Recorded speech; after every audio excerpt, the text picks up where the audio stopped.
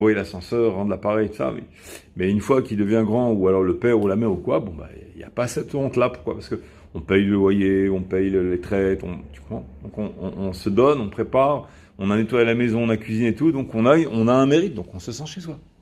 Donc quelqu'un, il te dit, qu'est-ce que tu fais là? Tu comprends pas la question. Mais un invité, qu'est-ce que tu fais là?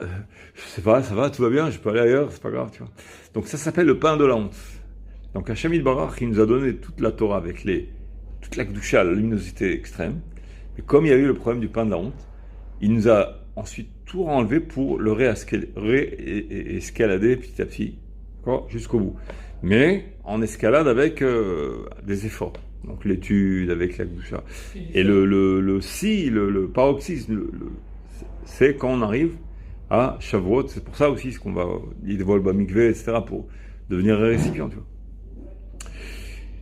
Et pourquoi donc, si c'est pour nous faire chuter, pourquoi est-ce que il nous a donné ça dès le début?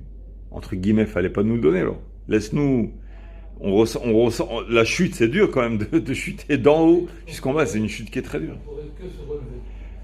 Oui, oui, si on veut. La chute, elle est dure en soi, mais ça nous donne une boussole. Ça nous donne un espèce de magnétisme. La boussole, magnétiquement, elle sait se diriger vers le nord.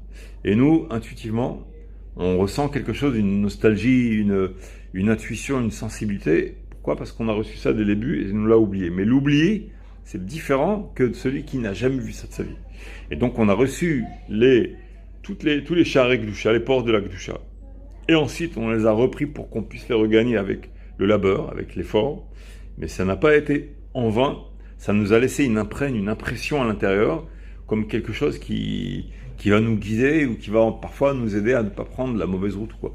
Cela dit, il y a des gens qui prennent la mauvaise route, c'est pas ça. Mais ça nous permet d'avoir le libre arbitre, le choix.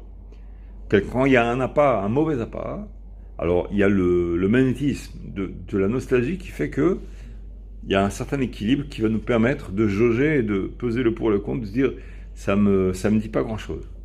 Et donc on a une voix à l'intérieur qui disait non, c'est pas ça. Même si on n'est pas sûr et certain. On a un libre arbitre qui est fondé sur le 50-50. Parce que si il n'y avait pas de 50-50, à ce moment-là, ce serait pas un libre arbitre. Ce serait vendu.